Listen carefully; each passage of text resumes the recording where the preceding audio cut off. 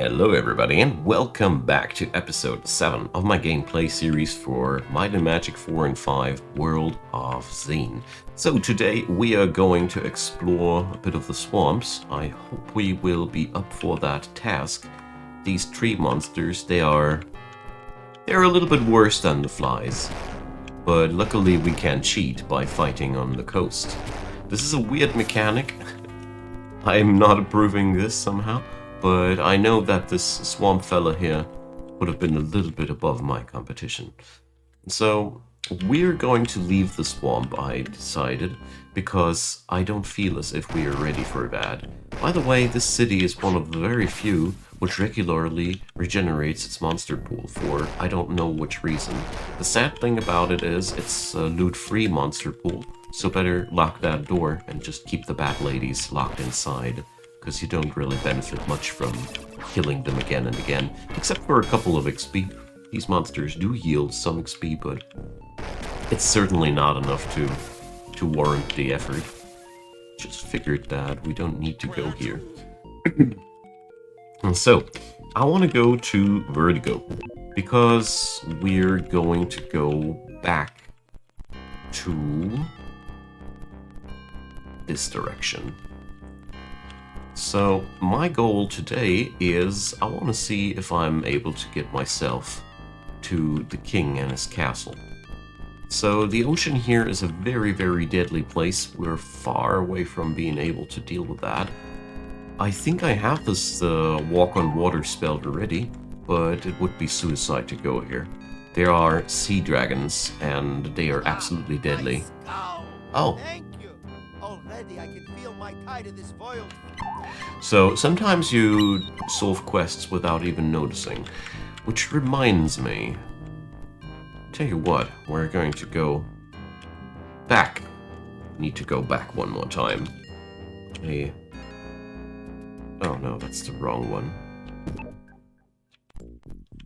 That's really the wrong one. No, Badger, get me out of here.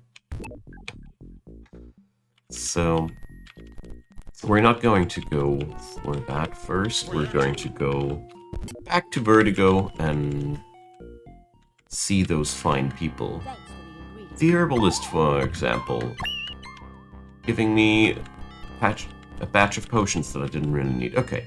The whistle. But that whistle, that was exactly what I came for. And it's again 15,000 XP. I don't think we have done the Celia quest yet, but it is just what I came for. So let's see. Sometimes the mouse cursor is disappearing. This is highly distressing. So that wasn't enough for us to get our next level up, so too bad. Well, off we go again, but from time to time I need to empty my quest log. So if I remember correctly, we will find Celia somewhere along side this place. Shrine of Electricity, alright.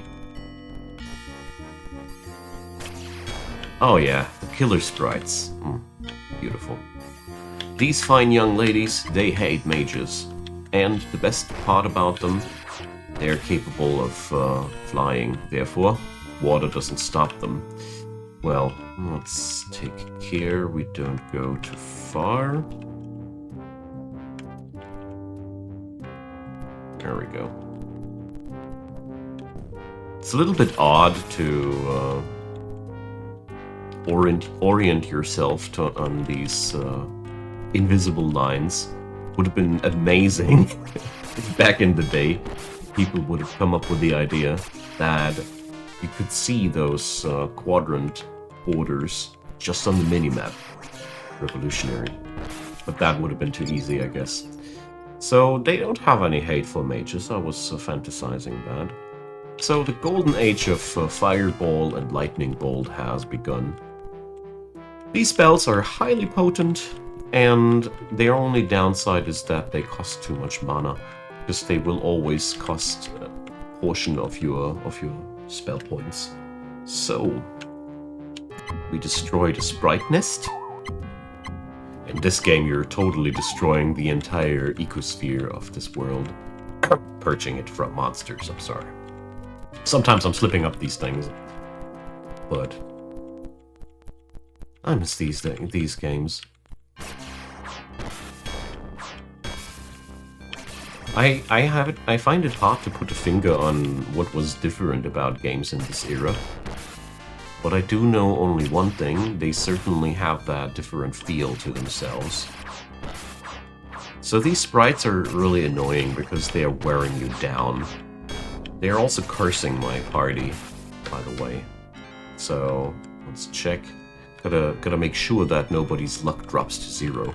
One of the good things about cursing is it doesn't get better worse over time. Thank you very much. Okay. I have no clue why they didn't turn Celia yet, but I guess that's some horror movie trope. We came just in time. So, a fairy wand. I don't know who wanted that wand of fairy magic, but I know there is somebody out there. Alright. So, we've taken that swampy area from a different angle. I'm out of here. We're gonna take the rest of that later. It's just not the right time for all that now. Okay, so let's see. North of here we will be entering a new quadrant as well, but that's just what I wanted. Time to save again. I didn't save for way too long. So these are insect swarms, not stingers. Big difference.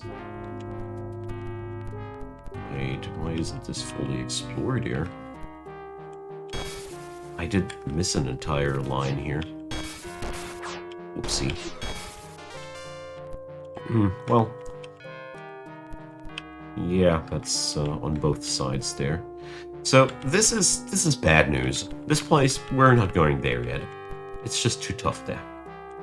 This stays tough for a very, very, very, very, very long time, and then some.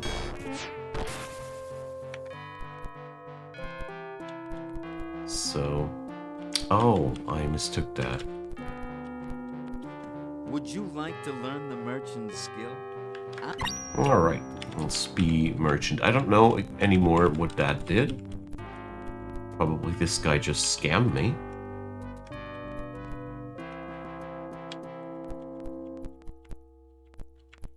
Okay, that's where I wanted to go. Castle Burlock. So I hope I have enough money in my pocket. Yeah, that's about right. So Castle Burlock is where we will be getting back on track with the main story. Burlock is main story. But it'll also unlock some really, really cool part of the gameplay. Namely, the own castle of yours.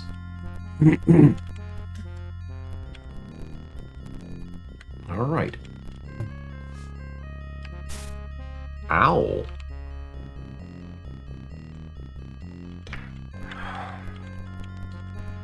So the side towers are full with people. So I think that tiara we already had it right. 200 grand. Oh boy. So that's a big step forward for the party. Very nice. So after this little adventure, we're definitely going to be able to train the party one more time. Brilliant.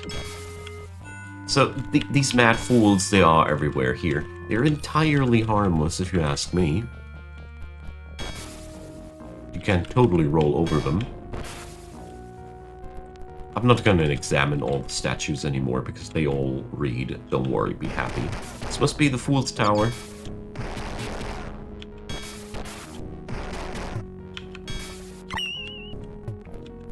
Yep, totally the Fool's Tower. Alright. It also looks like a shuriken. Maybe it's the Ninja Tower. Maybe they were all ninjas. Stop that. So, I'm not gonna go downstairs there yet. I also just figured that I need to get rid of those frowns. These people, they look so damn sad. get them out of the status. So cursing doesn't wear off, naturally. You have to go to the local temple of your choosing and get rid of it there. While we are here, we're also going to pick up some training units at Baldy Guys. Nice. Okay. So, let's get back to Castle Burlock. Okay. Master Builder. So, I'm sorry, but I cannot do anything. you cannot do anything for me if I don't own any land. We're gonna change that. I think this was one of the earliest games that allowed you to build a castle all by yourself. Years ago, King Burlock met Crodo, a kindly old sorcerer who became the king's friend. Baron Darzog, who had been the king's master sorcerer, became very jealous. Yeah, so long story short, Darzog made Crodo disappear, and Darzog is one of the baddies of the story. We have to check him out, and Burlock wants another mirror of these, you know, those teleportation mirror things. And we have to find the Crodo guy and ideally take down the Darzog guy as well, because he turned out to be a traitor. How deeply evil Darzog is, we don't know yet. We only know that he's hiding on a tower out there on the ocean. You know, that suicide ocean that I've been talking about. Exactly that ocean. So, Book of Astrology. I don't know anymore if that was necessary for everybody, but the Book of Languages. So we're now linguists. I could go now back to the clouds, but I thought about that before recording this. It's fun, isn't it? Let's do it again. Oh, it does it only once. Damn. I want to wait until I have the teleportation spell available, because otherwise I'd be forced to backtrack once again. So you can sit on the throne and then an ethereal hymn chants for you. So I skipped the dialogue with the king on purpose. By the way, don't pick these locks. There's an alarm on these, and well, there will be a lot of fighting if you do so. Alright, I'm done now. Ah, more adventurers. So. I charge you with the quest of finding the sixth mirror. My sources tell me that the mirror was last seen in the great volcano. Go forth now and bring it to me. I will reward the one who returns it to me with an earldom. Alright, so I think I'll be receiving the permit to the castle once I have rescued Crodo. I think that was the storyline behind that. And these guys are bad news. Look at them. One of my arrows so far has hit. So let's go into Day of Protection mode. The Jousters are practically very similar to the Yang Knights of River City, but as far as I remember them, they're even a little bit worse than the Yang Knights. Nice, isn't it? So, but luckily we toughened up also, so we should be capable of taking them. The fire area here is the most dangerous of the entire Clouds of Xeen world, but that's not really anything new. The entire Might and Magic franchise builds on the tradition of having the most dangerous stuff in the lava areas. Well, some of the most dangerous stuff. The most dangerous stuff is not exclusively there. There's even worse out there, alright? So, let's see. Well of Might. Alrighty. Plus 50. That's a lot. So, let's see if strength alone is enough to tackle these guys. Well, doesn't look like I need the Day of Protection that badly. Nice. Oh.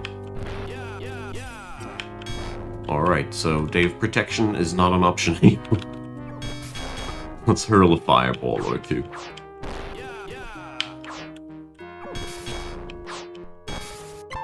scary, dude. Scary little dudes. And that's my cleric's armor being broken. So the entrances to the dwarf mines are all over the place. You could have entered or had an exit on all manner of different places with these, as you see here.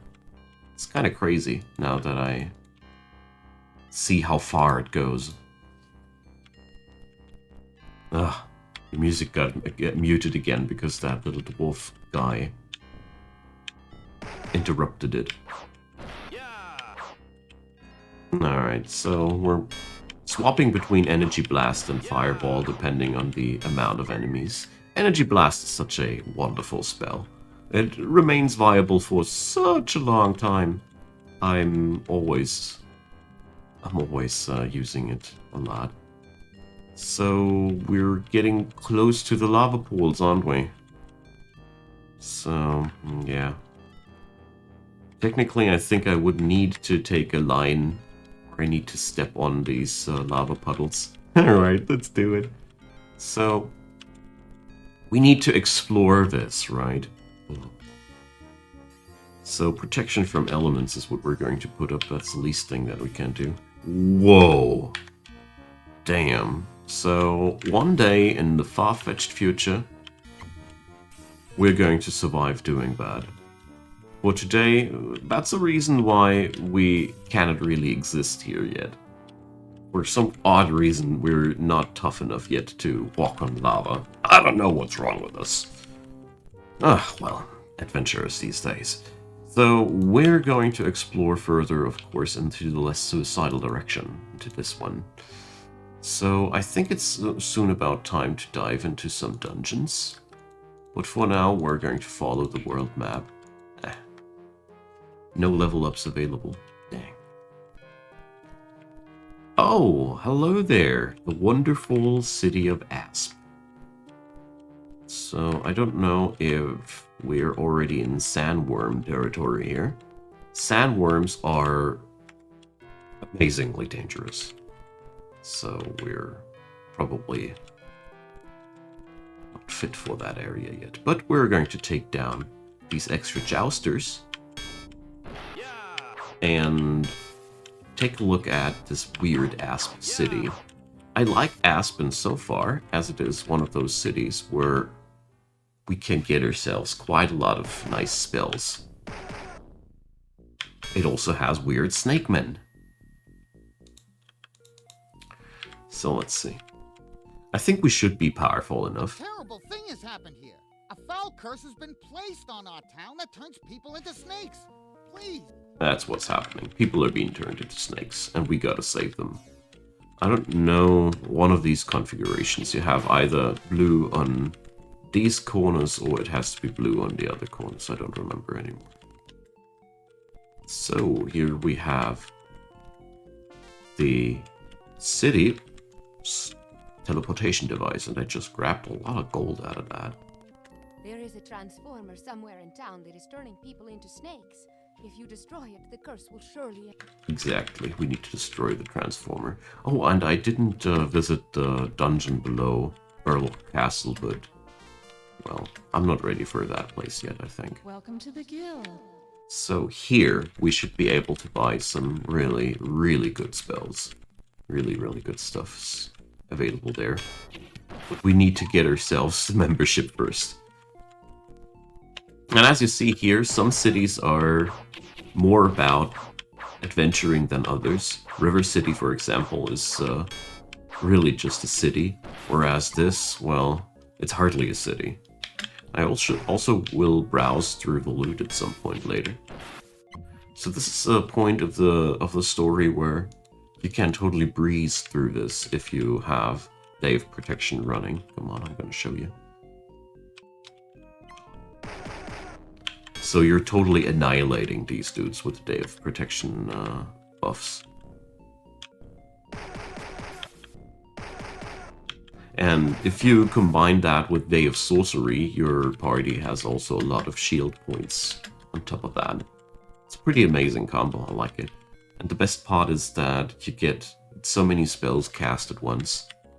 Micromanagement effort for that. Slip Okay. Into the guild rolls for 500 gold. I gotta admire that voice acting passion. Alright, slip my name into the scrolls, lady. There we go. So now we can buy good stuff. And these blokes here are the reason why I went for the Day of Protection in the first place. Guardian Asps are really hard to hit without Day of Protection. It doesn't look as if they are hard to hit after pimping my party like that, but believe me, they wouldn't be that easy to tackle. Okay, so here we have to go through a little fun game where we have to find out how to cross this thing. Also, they confuse you if they hit you. Alright, but I think that's been all of the Guardian Serpents now. No, it wasn't. Alright, let's fire up the Day of Protection real quick. And Fireball. Alright, they know their enemy. Jeez, that focus. Alright, so we were able to destroy the Transformer just like that.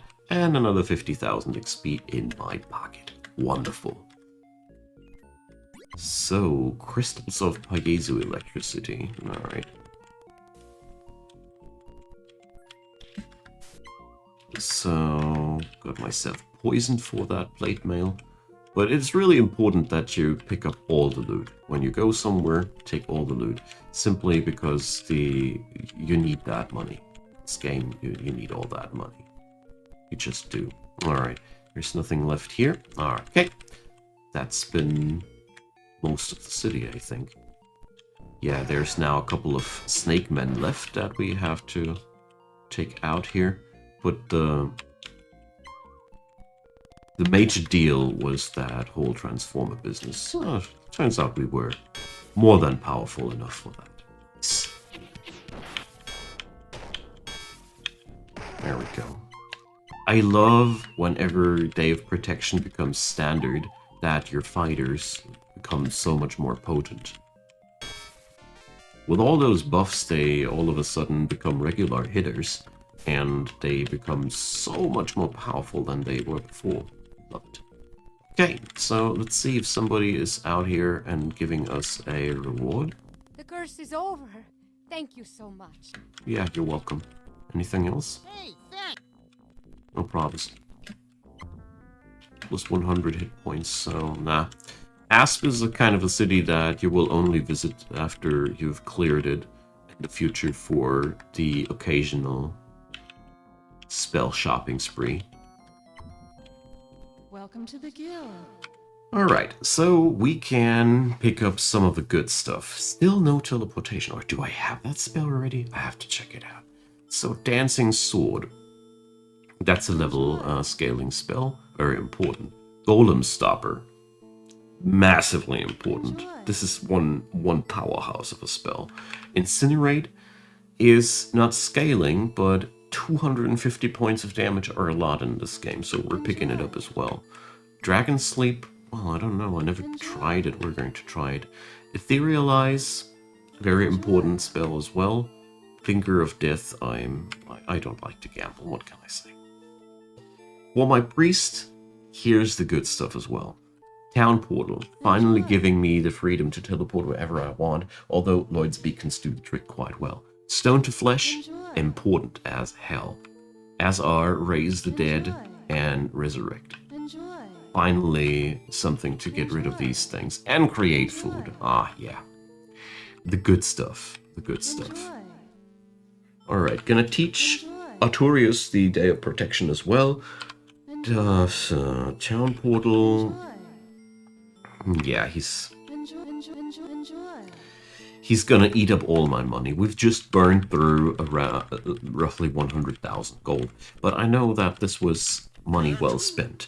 In this game, magic is stupidly powerful.